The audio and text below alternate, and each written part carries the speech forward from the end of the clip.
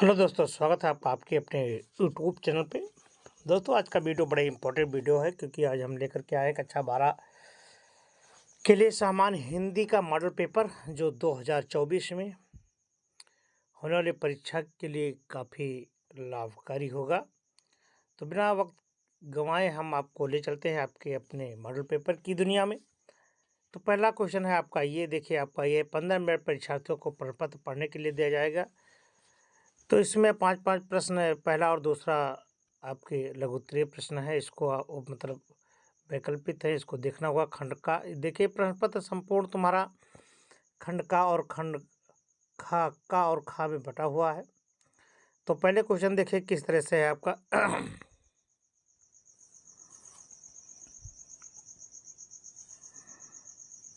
पहला क्वेश्चन देखिए क्या है।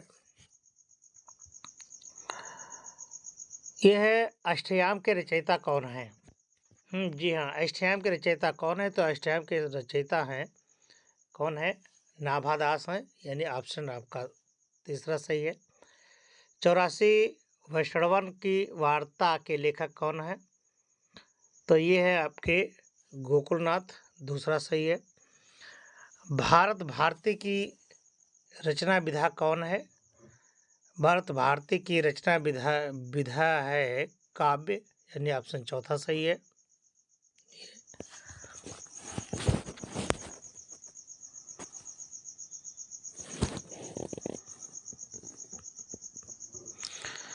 सदल मिश्र की रचना क्या है? सदल मिश्र की जो रचना है वह है नासकेतोपाख्यान, यानी दूसरा सही है आपका। और आधुनिक काल को गद्य काल के नाम से किसने अपग्रहित किया? तो वो है आपके रामचंद्र शुक्ल जी। ठीक है, अब चलिए दूसरे क्वेश्चन की तरफ चलते हैं हम लोग।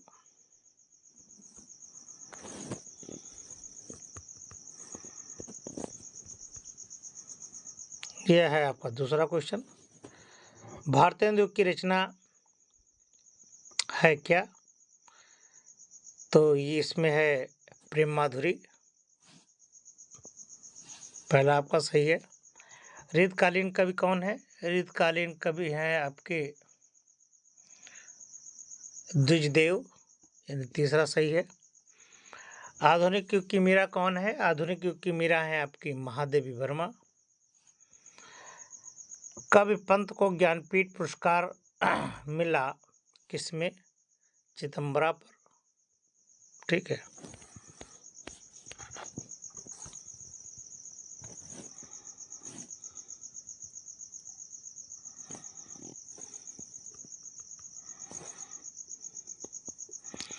खड़ी बोली को काव्य काव्य भाषा के रूप में प्रतिष्ठा मिली किसमें? भारतेंदु युग में, यानी तीसरा सही है। तो इस तरह से आपके क्वेश्चन हैं ऑब्जेक्टिव के।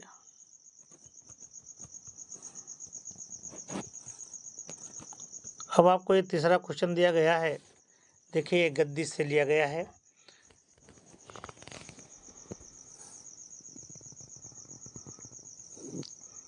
भूमि का निर्माण देवों ने किया है और अनंत काल से है। इसके भौतिक रूप, सौंदर्य और समृद्धि के प्रति सचेत होना हमारा आवश्यक कर्तव्य है। भूमि के पार्थिव स्वरूप के प्रति हम जितने अधिक जागरूक होंगे उतने ही हमारी राष्ट्रीयता बलवती हो सकेगी। हम पृथ्वी सच्चे अर्थों में समस्त राष्ट्रीय विचारधाराओं की जननी है। अंडरलाइन में इतने दिया गया है। तो देखिए, इसकी आपको संदर्भ सहित व्याख्या करनी होगी।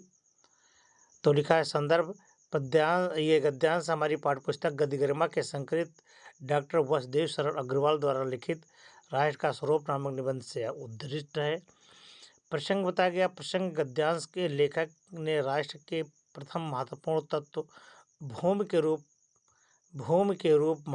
उपयोगिता एवं महिमा के प्रति सचेत रहने तथा भूमि को समृद्ध बनाने पर बल दिया है। साहित्यिक सौंदर्य क्या है? भाषा सरल, सुबोध, परिष्कृत, परिमार्जित और संस्कृतनिष्ठ बोली खड़ी है। शैली गंभीर और विवेचनात्मक है। शब्द शक्ति, अभिधा, शब्द शक्ति है। विचार सौष्ठव पृथ्वी को ही राष्ट्रीय विचारधाराओं की जननी मानकर उसके गौरवपूर्ण अस्तित्व को बनाए रखने के लिए सचेत किया गया। ये पूछ रहा है कि भूमि का निर्माण किसने किया और कब से। तो भूमि का निर्माण देवताओं ने किया और अनंत काल से है, अर्थात यह सदियों से चली आ रही है।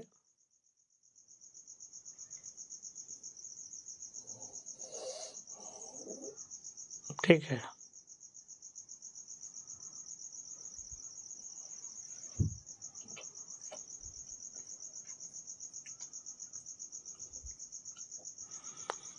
तो देखिए प्रसंग तो ये हो गया, संदर्भ प्रसंग। व्याख्या यहाँ पर देखिए ये है, ये आपका व्याख्या है। प्रस्तुत पद्यांश में लेखक का मानना है कि अनंत काल से जिसका निर्माण देवताओं ने किया है, इस भूमि के भौतिक स्वरूप, उसके सौंदर्य, उसकी समृद्धि के प्रति सतर्क रहना है। उसके प्रति जानकारी रखना हमारा महत्वपूर्ण कर्तव्य है। लेखक का कहना है कि भूमि के पार्थिव स्वरूप के प्रति हम जितना अधिक जागरूक रहेंगे, हमारी राष्ट्रीयता की भावना उतनी ही बलवती रही होगी। हमारी समस्त राष्ट्रीय विचारधाराओं की जननी वस्तुतः यह पृथ्वी ही है। कोई भी राष्ट्रीयता यदि अपनी भूमि से नहीं जुड़ी है तो वो राष्ट्रीयता की भावना निराधार है, निर्मूल है। किसी भी राष्ट्र की राष्ट्रीयता की जड़ें जितनी अधिक पृथ्वी से जुड़ी होंगी, उस राष्ट्र की राष्ट्रीयता की भावनाओं का अंकुर उतना ही अधिक उसके प्रति प्रेम नहीं।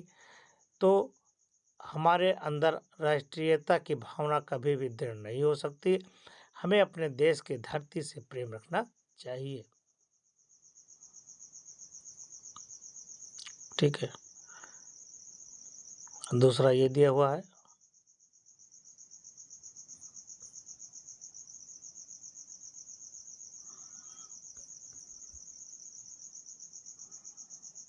ठीक है।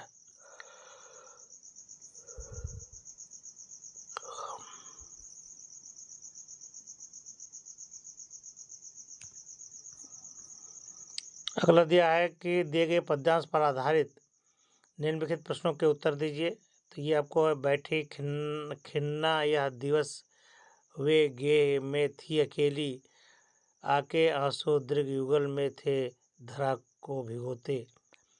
ये दिया हुआ है। इसका देखिए प्रस्तुत पद्यांश क्या है।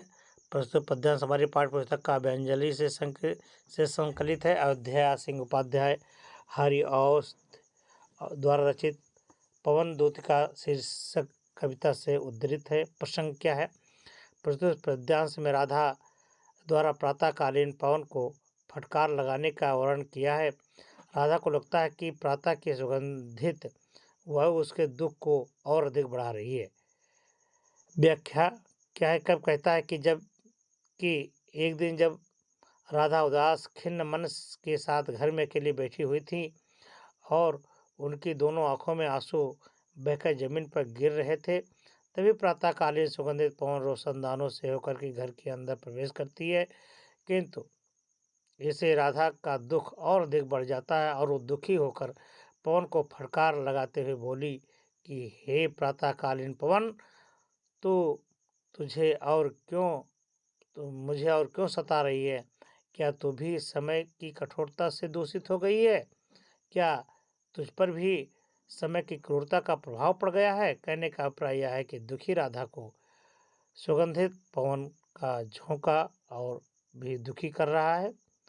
इसे वह पवन की क्रूरता मान रही है और पवन से पूछ रही है कि आखिर वो क्रूर क्यों हो गई है। काव्य देखिए पक्ष भाव, इसमें राधा की मनोदशा का भावपूर्ण चित्रण हुआ है। रस वियोग है, भाषा खड़ी बोली है, शैली प्रबंध है। ठीक है, ये सब चीज़ें। अब पद्यांश में बताया गया है कि क्या प्रस्तुत पद्यांश हमारी पुस्तक संकलित अयोध्या सिंह उपाध्याय हरिऔध द्वारा रचित पवन दूतिका शीर्षक कविता से उद्धृत है। ठीक है, ये चीज देखिए।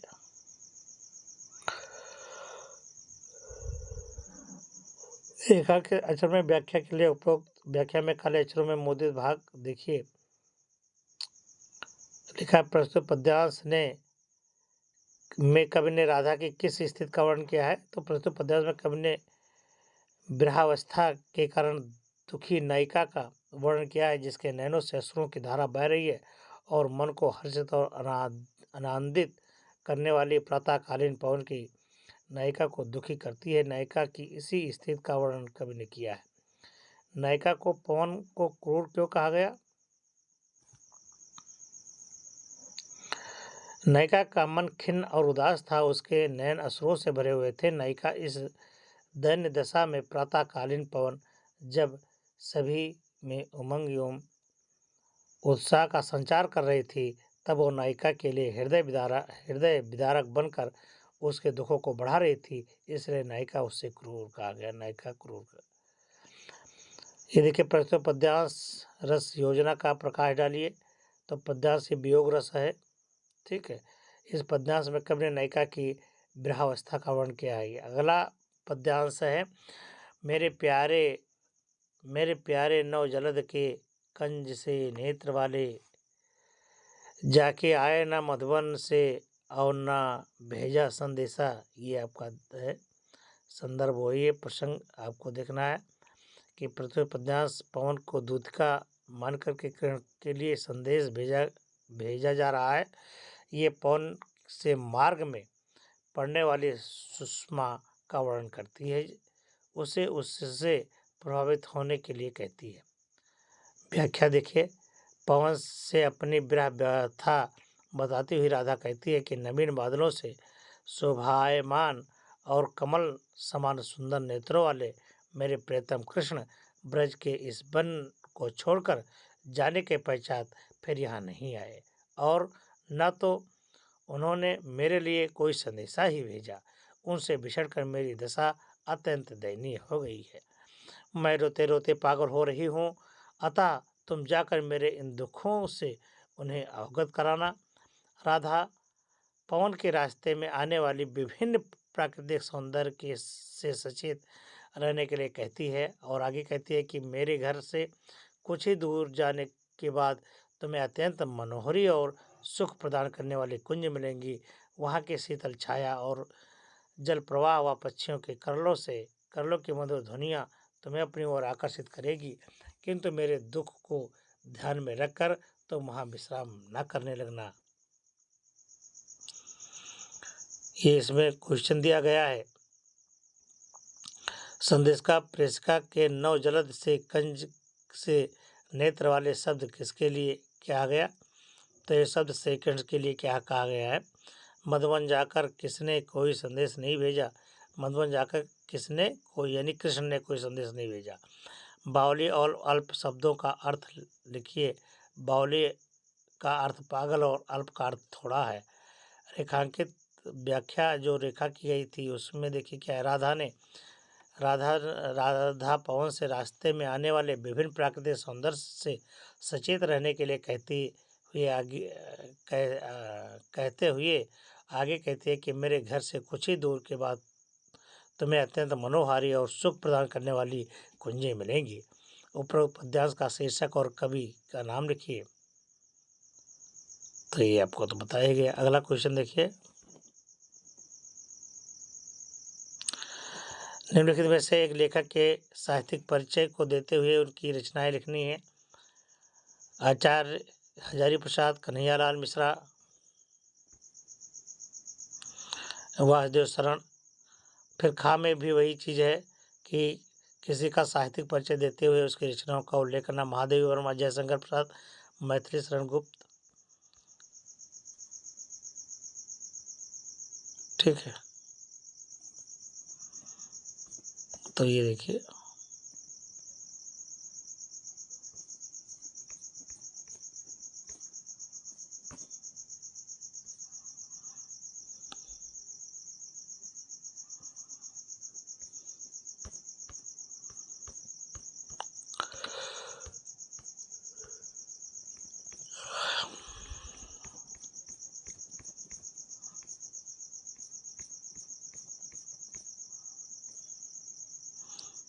तो यहाँ पर देखिए, आचार्य रामचंद्र आचार्य हजारी प्रसाद द्विवेदी का यहाँ पर दिखाया गया है।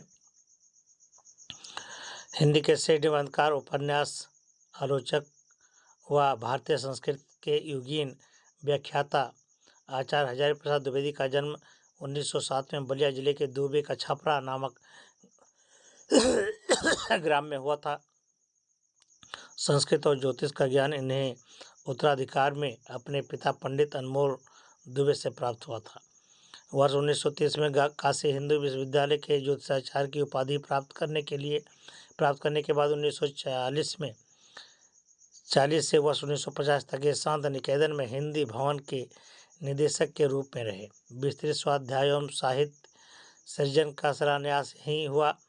वर्ष 1950 में काशी हिंदू विश्वविद्यालय के हिंदी विभाग के अध्यक्ष बने। देखो, फिर उसके बाद में 1960 में से 1966 तक पंजाब विश्वविद्यालय चंडीगढ़ में विभागीय अध्यक्ष बने रहे। वर्ष 1957 में इन्हें पद्म भूषण पुरस्कार से सम्मानित किया गया। साहित्यिक सेवाएं देखिए इस प्रकार है: निबंधकार के रूप में, आलोचक के रूप में, उपन्यास के रूप में। ये कृतियाँ: निबंध संग्रह, आलोचना, इतिहास, उपन्यास, संपादन। भाषा शैली देखिए, ये है आपकी द्विवेदी जी ने अपने साहित्य में संस्कृतनिष्ठ साहित्य और सरल भाषा का प्रयोग किया है। हिंदी साहित्य में स्थान: हजारी प्रसाद द्विवेदी की कृतियाँ हिंदी साहित्य के शाश्वत निधि हैं। वासुदेव शरण अग्रवाल का भी दिया गया है, इसको आप देख लें।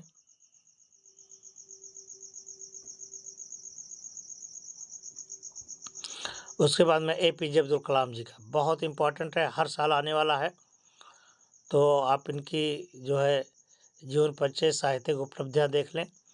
भारत रत्न अब्दुल पाकिर जैनुलाब्दीन अब्दुल कलाम अर्थात APJ अब्दुल कलाम का जन्म 15 अक्टूबर 1931 को धनुषकोडी गांव, रामेश्वरम, तमिलनाडु में हुआ था।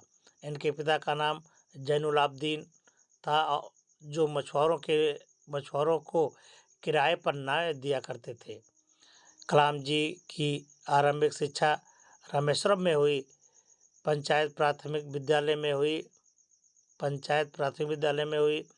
इसके पश्चात इन्होंने मद्रास इंस्टीट्यूट ऑफ टेक्नोलॉजी से अंतरिक्ष विज्ञान में स्नातक की उपाधि प्राप्त की। स्नातक होने के पश्चात इन्होंने हावरक्राफ्ट परियोजना पर काम करने के लिए भारतीय रक्षा अनुसंधान एवं विकास संस्थान में प्रवेश किया। फिर देखिए 1962 में भारतीय अंतरिक्ष अनुसंधान संगठन में आने के पश्चात कोई भी परियोजनाओं के निदेशक की भूमिका यानी कई परियोजनाओं में निदेशक की भूमिका निभाई। इन्होंने SLV-3 के निर्माण में महत्वपूर्ण योगदान दिया। इसी कारण इन्हें मिसाइल मैन के नाम से भी जाना जाता है। इसरो के निदेशक पद से सेवानिवृत्त होने के पश्चात ये वर्ष 2002 से 2007 तक भारत के राष्ट्रपति पद पर भी विराजमान रहे, जिसके पश्चात इन्होंने विभिन्न विद्यालयों में विजिटिंग प्रोफेसर के रूप में अध्यापन कार्य भी किया। अंतिम क्षणों में भी ये शिलांग में प्रबंधन संस्था में पढ़ा रहे थे। वहीं पढ़ाते हुए 27 जुलाई 2015 को इनका निधन हो गया। इन्हें विभिन्न विश्वविद्यालयों से मानद उपाधियां प्राप्त होने के साथ साथ भारत सरकार 1981 व 1990 में क्रमशः पद्म भूषण और पद्म विभूषण से तथा 1997 में भारत रत्न से सम्मानित किया गया। साहित्यिक सेवाएं देखिए, कलाम जी ने अपनी रचनाओं के द्वारा विद्यार्थियों व युवाओं को जीवन में आगे बढ़ने के लिए प्रेरित किया, मोटिवेशन बहुत किया। इन्होंने अपने विचारों को विभिन्न पुस्तकों में समाहित किया। कृतियाँ: इंडिया 2020, ये vision for the new millennium, my journey, ignited minds, wing of fire, Bharat की आवाज़, टर्निंग प्लाइंटेज, हम होंगे कामयाब इत्यादि इनकी कृतियां हैं। भाषा शैली: कलाम जी ने मुख्य रूप से अंग्रेजी भाषा में लेखनीय कार्य किया है, जिसका अनुदित रूप पाठ्यक्रम में संकलित किया गया है। उनकी शैली शैक्षणिक प्रयोग से मुक्त योगदान देखिए क्या है। कलाम एक बहुआयामों व्यक्तित्व के धनी थे।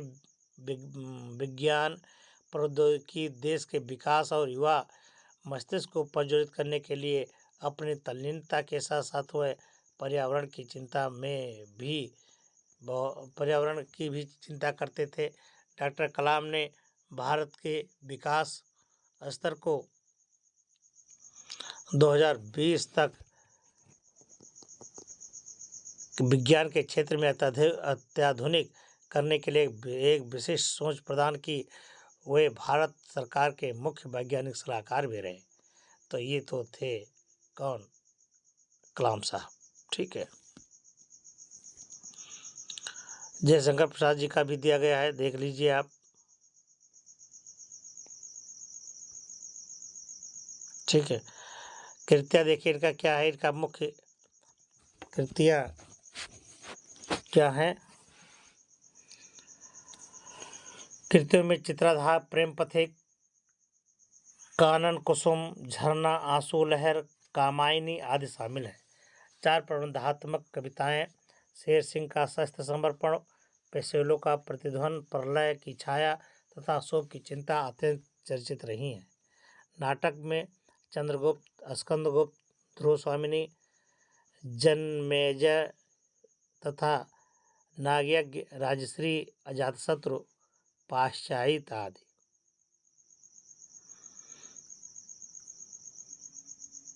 ये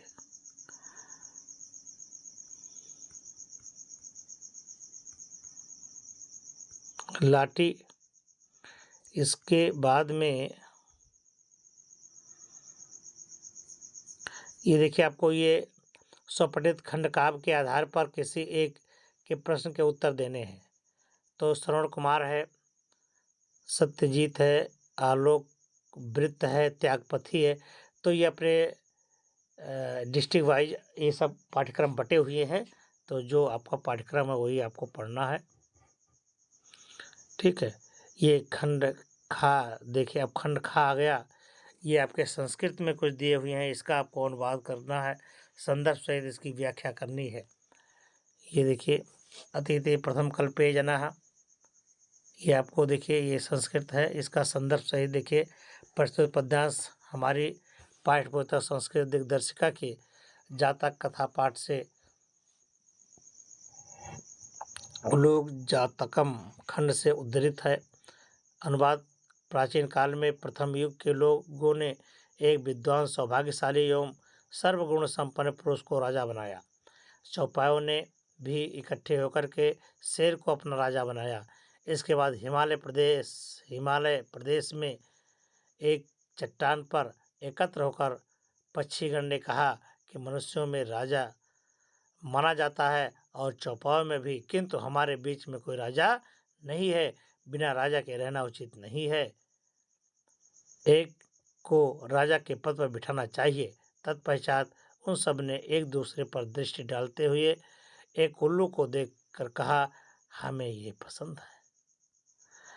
दूसरा देखिए गद्य, दूसरा भी आपको संस्कृत में दिया गया है। तो इसके भी देखिए प्रस्तुत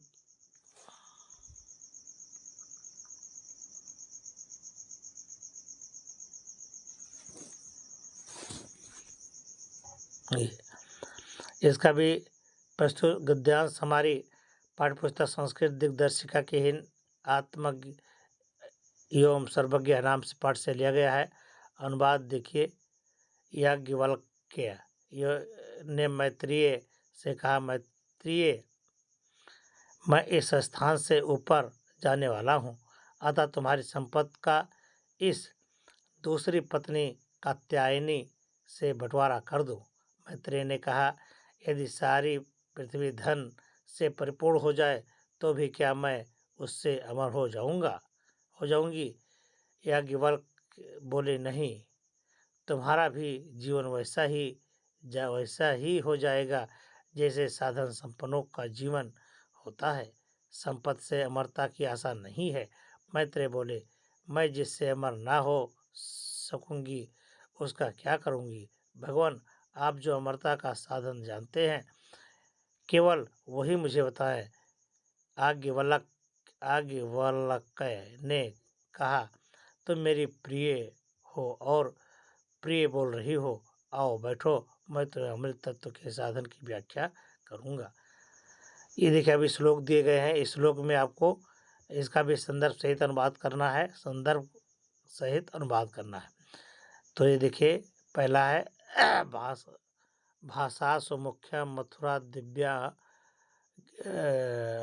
गिरवाड़ भारती तस्या ही मधुरा काव्यम तस्मादि सुभाषितम। तो प्रस्तुत श्लोक हमारी पाठ्य पुस्तक के सांस्कृतिक दर्शिका के सुभाष रत्नानी पाठ से लिया गया है। भाषाओं में देववाणी सर्वाधिक प्रधान, मधुर और दिव्य है। निश्चय ही उसका काव्य मधुर है और उससे भी अधिक मधुर उसके सुभाषित हैं। दूसरा तीसरा कई इसमें दिए गए हैं ताकि आपको कोई भी श्लोक में दिक्कत ना पड़े।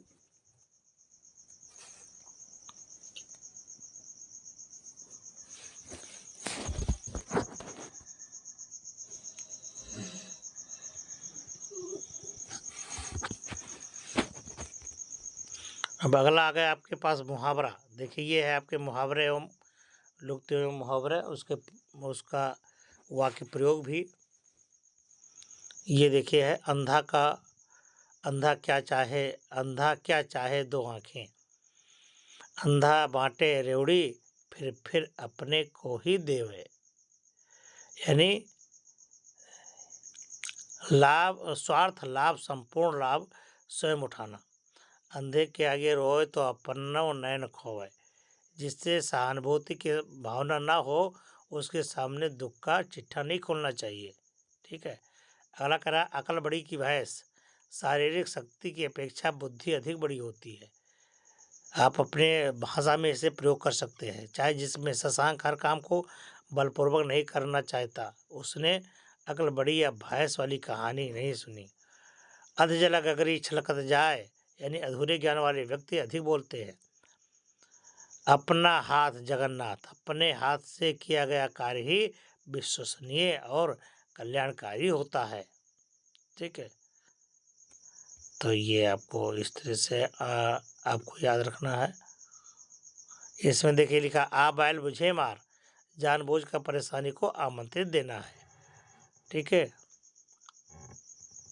आगे कुआं पीछे खाई, विपद से बचाव का कोई मार्ग ना होना। आगे कुआं पीछे खाई है।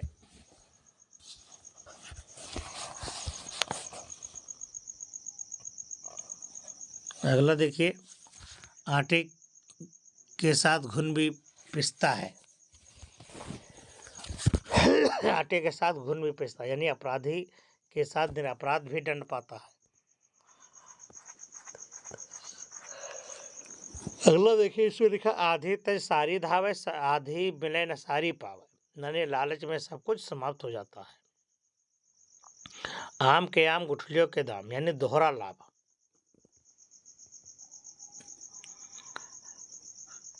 आए थे हर भजन को ओटन लगे कपास, यानी किसी महान कार्य को करने का लक्ष्य बनाकर भी निम्न स्तर के काम में लग जाना, ये है।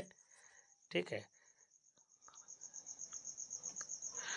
खैरा उतर गई लोई तो क्या करेगा कोई, निर्लज बन जाने पर किसी की चिंता न करना। उल्टा चोर कोतवाल को डांटे, यानी अपना दोष स्वीकार न कर उल्टा पूछने वाले को ही दोषी बनाए। उल्टे बास बरेली को, यानी विपरीत काम करना। ऊधो का लेना ना माधो का देना, यानी स्पष्ट व्यवहार करना। एक और एक 11 होना, यानी एकता में शक्ति होना। एक तो चोरी दूसरी सीना जोरी, गलती करने पर भी उसे स्वीकार ना करके विवाद करना। एक तो करेला दूसरा नीम चढ़ा, अवगुणी में और अवगुणों का आ जाना। ठीक है। यानी पहले तो करेला तो था ही, लेकिन अगर वो नीम पर चढ़ जाए तो और उस अवगुण यानी और करो हो जाए। ठीक है। एक पंथ दुई काज, यानी एक उपाय से दो कार्यों को करना।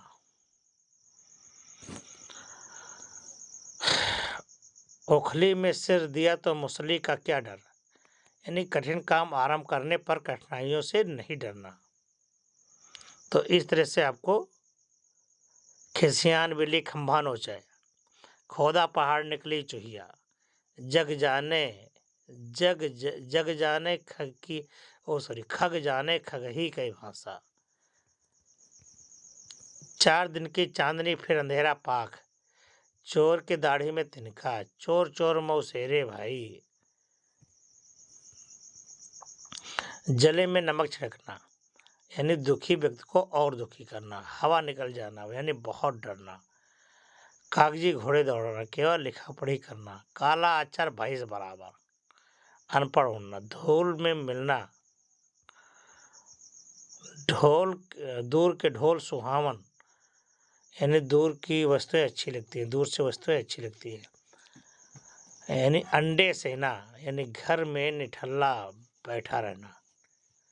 मैंने अंडे सेना, मैंने कहा था अंडे से हो या बैठे अंडा पके हो जी का कहा जाता है। अंक लगाना, गले मिलना।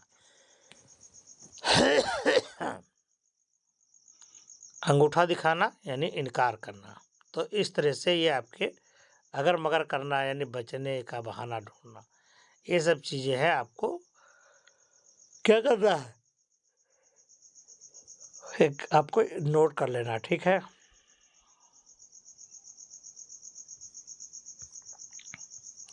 अब आ गया संधि विच्छेद। क्या आएगा?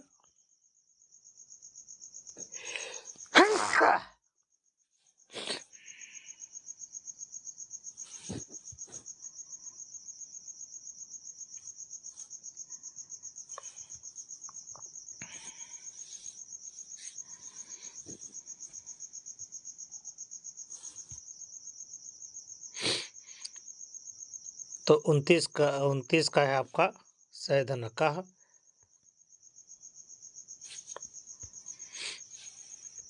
और 30 में है अभिधन अंतरा। ठीक है।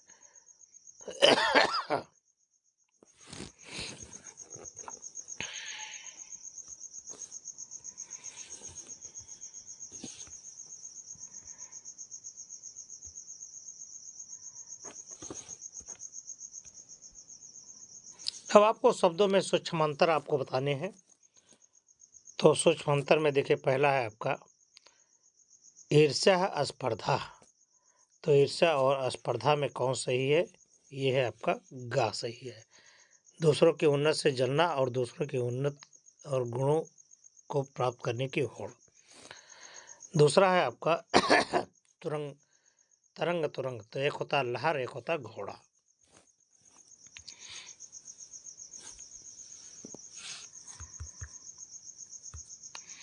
तीसरा है आधि व्याधि। तो आधि व्याधि का अर्थ होता है शारीरिक कष्ट और मानसिक कष्ट। अनिल अनल तो अनिल और अनल का एक है वायु, एक है आग। अम्ब अम्ब, अम्ब अम्ब, तो एक है पेड़ और एक है पानी।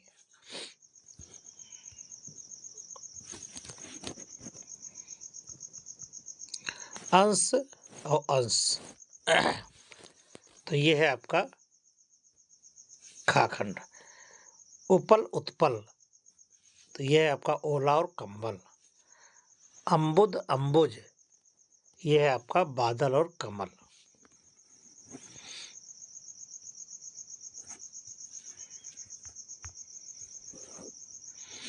अगला है सुत सुहूत।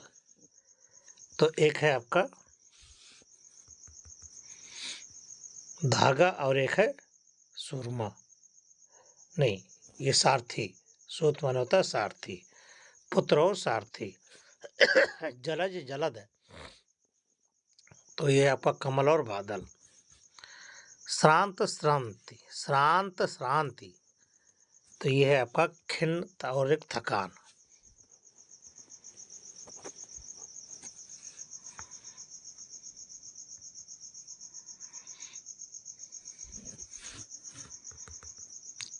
अविराम अभिराम। तो ये है आपका अनवरत और आकर्षक। उपकार और अपकार, तो ये है आपका भलाई और बुराई। ठीक है।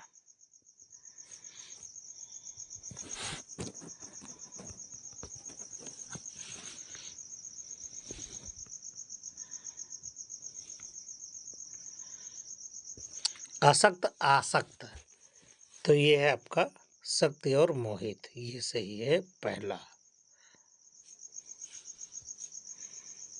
ठीक है। पंथ पथ,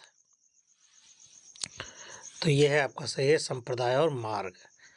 आरति आरति और आराति, ये है आपका ये आरती और शत्रु।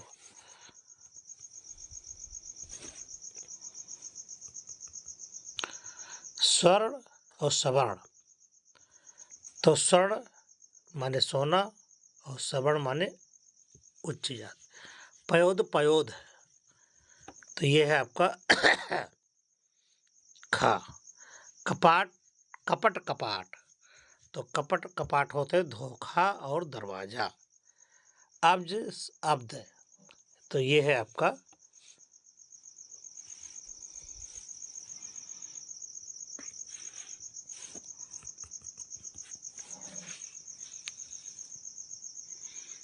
काखंड, कमल और वर्ष। पाचक और पाचन और पाचक, तो ये है आपका खाने की क्रिया और पचाने वाला।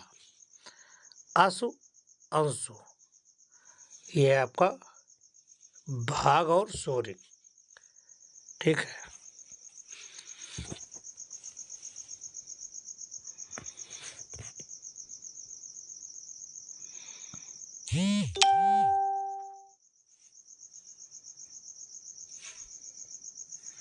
अगला है अपेक्षा उपेक्षा, तो ये है आपका का सही है।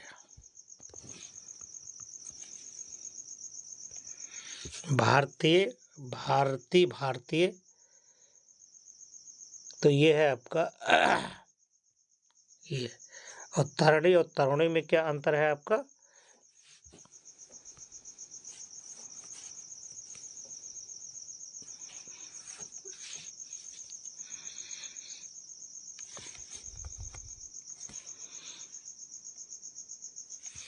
तो तरणी माने होता है नौका और तरुणी माने युक्ति, ये। ठीक है। तो इस प्रकार से तो आपके ये शब्द आते हैं। अब आपको अनेकार्थी शब्द देखना है। ठीक है। एक के अनेक अर्थ, तो एक के अनेक अर्थ शब्द ये देखिए, जैसे पेट है तो वस्त्र, पट है तो वस्त्र, चतुर है शिखा किरण, पोत पवित्र, पुत्र पक्ष, वर्ण, ये एक के अनर्थ, एक के अलग, एक के कई अर्थ हैं। ये देखिए चंद्रमा के जैसे है गुरु गुड़, चपल चंद्रमा, जोड़ तात, है ना, इसके लिए होते हैं। अब ये है आपका अनेक का एक शब्द। अब अनेक का एक शब्द है जिनकी इच्छा, जिसका करना इच्छा पर निर्भर हो, जिसका करना इच्छा पर, तो ऐच्छिक होता है। जहाँ कोई दूसरा ना हो एकांत होता है। ठीक है। ऐसे सिर से पैर तक यानी आपाद मस्तक, थोड़ी देर में नष्ट हो जाने यानी क्षणभंगुर होना, है ना, ये सब चीजें हैं। सदा सत्य बोलने वाला सत्यवादी, है ना, ईश्वर में विश्वास रखने वाला आस्तिक, ईश्वर को ना मानने वाला नास्तिक, है ना, ये सब चीजें होती हैं।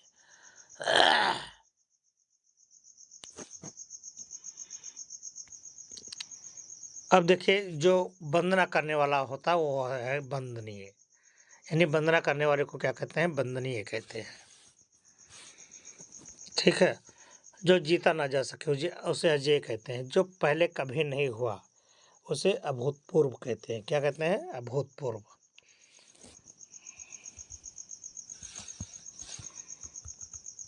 जिसका निवारण करना कठिन है वो है दुर्निवार। जिसकी गर्दन सुंदर हो सुग्रीव, क्या है वो? सुग्रीव है। अपनी आत्महत्या करने वाला, आत्महत्या यानी आत्मघाती।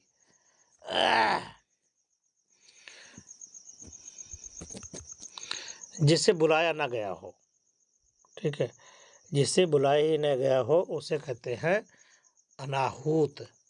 जो आंखों के सामने ना हो उसे क्या कहते हैं? अप्रत्यक्ष। जो कम बोलता हो, जो कम बोलता हो उसे क्या कहते हैं? अल्पभाषी।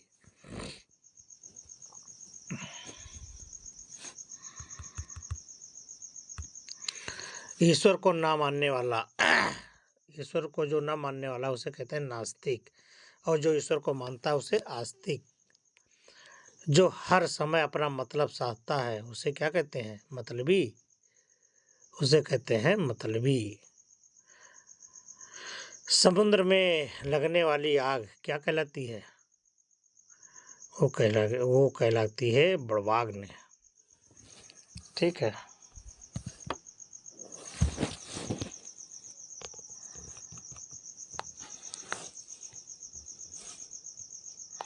मन को आनंदित करने वाला मनोरंजन होता है।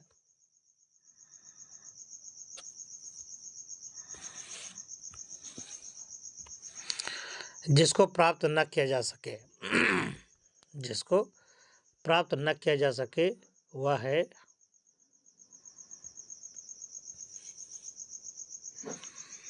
अलभ्य। जो सब कुछ जानता हो वो सर्वज्ञ है। किए गए उपकार को ना मानने वाला वो कृतज्ञ है। क्या है? कृतज्ञ। ये और घृणा के योग्य जो होता है वो होता है घृणास्पद, ठीक है।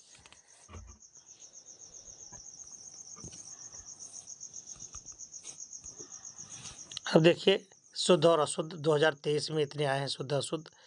ये शुद्ध और अशुद्ध है, इनमें क्या शुद्ध है क्या अशुद्ध है ये आपको बताना है। श्याम और मोहन बात कर रहे हैं, श्याम और मोहन बातें कर रहे हैं ना।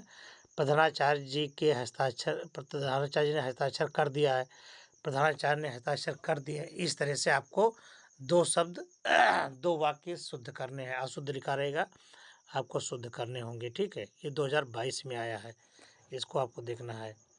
ये किताब 5 रुपये की है, ये किताब मात्र 5 रुपये की है, ठीक है।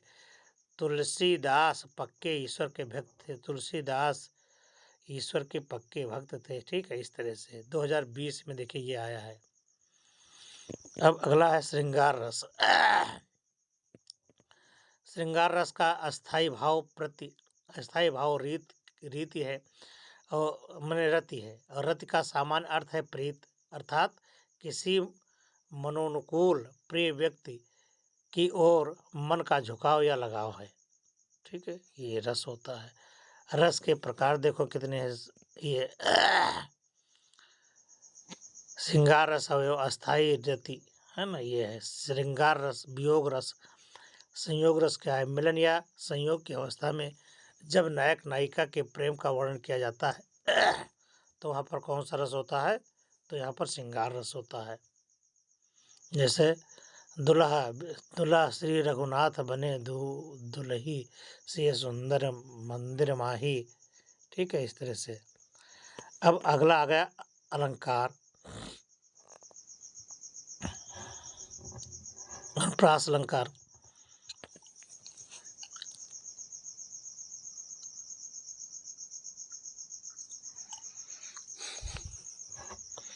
ये आपका अनुप्रास अलंकार है। ये देखिए आपका यमक अलंकार है, ठीक है। ये आपका श्लेष अलंकार है। इन अलंकारों में से एक अलंकार आपको लिखना होगा, ठीक है। अर्थालंकार है। इसके बाद में इसमें रूपक अलंकार है। देखिए ये चरण कमल बंधव हरिराई,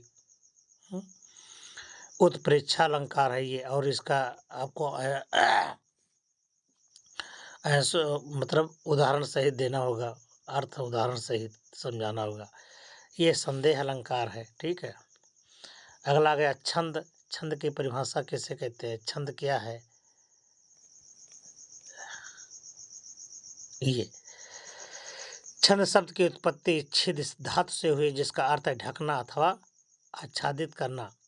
छंद उस पद रचना को कहते हैं जिसमें अक्षरों की संख्या एवं क्रम, मात्रा की गणना के साथ साथ यति एवं गति की नियमों का भी पालन होता है। छंद के भेद कितने प्रकार के हैं? 4 बताया गया। मात्रिक छंद, वर्णिक छंद, उभय छंद और मुक्त छंद। ठीक है। उसके बाद आ गया चौपाई। चौपाई किसे कहते हैं? परिभाषा देखिए, 4 चरण वाले इस सममात्रिक छंद के प्रत्येक चरण में 16 मात्राएं होती हैं। चरण के अंत में जगण अथवा तगड़ नहीं होता। प्रथम तथा द्वितीय चरणों में तुक समान होते हैं। ये तो यह आपका दोहा है।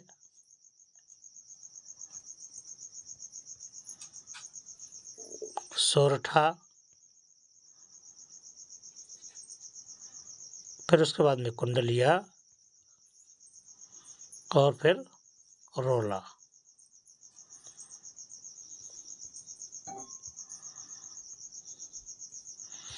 फिर उसमें आपको इसके बाद में विद्यालय के प्रबंधक के प्रवक्ता पर अपनी एक नियुक्ति लिखना है, या आपको छुट्टी के लिए एक प्रार्थना पत्र लिखना है। ठीक है। फिर उसके बाद में एक आपको निबंध लिखना है स्वच्छता पर आपको निबंध लिखना बड़ा इम्पोर्टेंट होता है। तो स्वच्छता पर एक आप निबंध लिख डालें। ठीक है। ये और उसके बाद में आपको दिखाया गया बढ़ती हुई जनसंख्या और रोजगार की समस्या। ठीक है। तो इस पर भी आपको एक निबंध लिखने को आएगा। ठीक। तो इस तरह से आपका पेपर अब यहीं पर धीरे धीरे समाप्त होने वाला है। ये बेरोजगारी के कारण, फिर उसके बाद में बेरोजगारी के दूर करने के उपाय, फिर उसके बाद में उपसंहार, इतना चीज़ आपको लिखेंगे। अगर आप इतना चीज़ लिखेंगे तो आपको ज़्यादा से ज़्यादा नंबर भी देने के वो प्रयास करेगा, क्योंकि जितना आप लिखते हैं उतने ही नंबर आपको मिलने वाले होते हैं। देखिए, यहाँ बेरोजगारी के कारण में क्या होता है? हमारे देश में बेरोजगारी के निम्न कारण है। दोषपूर्ण शिक्षा प्रणाली है, संख्या में वृद्धि, कुटीर उद्योग की अपेक्षा, औद्योगिकरण की उपेक्षा, औद्योगिकरण के मंद क्रियाएं, कृषि का पिछड़ापन, है ना, कुशल एवं प्रशिक्षित व्यक्तियों में की कमी, इसके अतिरिक्त मानसून की अनियमितता, ये सब चीज़ होता है। बेरोजगारी के उपाय दूर करने की क्या है? बेरोजगारी दूर करने के लिए हमें जनसंख्या वृद्धि पर नियंत्रण लगाना होगा। सबसे इम्पोर्टेंट बात है कि जनसंख्या वृद्धि पर नियंत्रण लगे, शिक्षा प्रणाली में व्यापक सुधार हो, परिवर्तन हो, कुटीर उद्योग का विकास हो, है ना, औद्योगिकरण, सहकारी खेती, सहायक उद्योगों का विकास, राष्ट्र निर्माण संबंधी विभिन्न कार्य आदि का विस्तार करना चाहिए। बेरोजगारी की समस्या का समाधान तभी संभव है जब व्यवहारिक एवं व्यावसायिक रोजगार मुखी शिक्षा पर विशेष ध्यान केंद्रित कर लोगों को स्वरोजगार अर्थात निजी उद्यम और व्यवसाय प्रारंभ के लिए प्रेरित किया जाए। उपसंहार में क्या है? हमारी सरकार बेरोजगारी उन्मूलन के प्रति जागरूक है और इस दिशा में उसने महत्वपूर्ण कदम भी उठाया है। परिवार नियोजन, बैंकों का राष्ट्रीयकरण, कच्चे मालों को एक स्थान से दूसरे स्थान पर ले जाने की सुविधा, कृषि भूमि की चकबंदी, नए नए उद्योगों की स्थापना, अप्रेंटिस यानी शिशु योजना,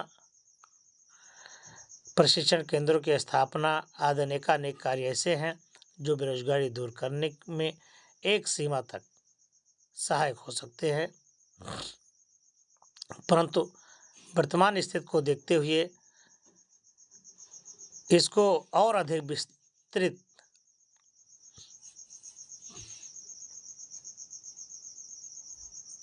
एवं प्रभावी बनाने की आवश्यकता होती है। इसलिए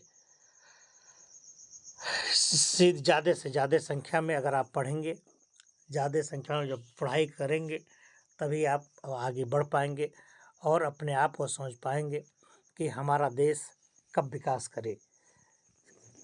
किसी भी देश के जब नागरिक सही होंगे, शुद्ध रूप से जानकार होंगे, तभी उस देश को एक विकासशील रास्ते पर ले जाया जा सकता है। इसलिए बहुत ज़रूरी है कि सब कुछ छोड़ करके आपको पढ़ाई पर विशेष ध्यान देना होगा तो विशेष ध्यान आप दे ही रहे हैं, पढ़ाई करते हैं। तो ये वीडियो आज का यहीं पर समाप्त हुआ। हम फिर मिलते हैं आपको अगले वीडियो में। तब तक के लिए नमस्कार, जय हिंद।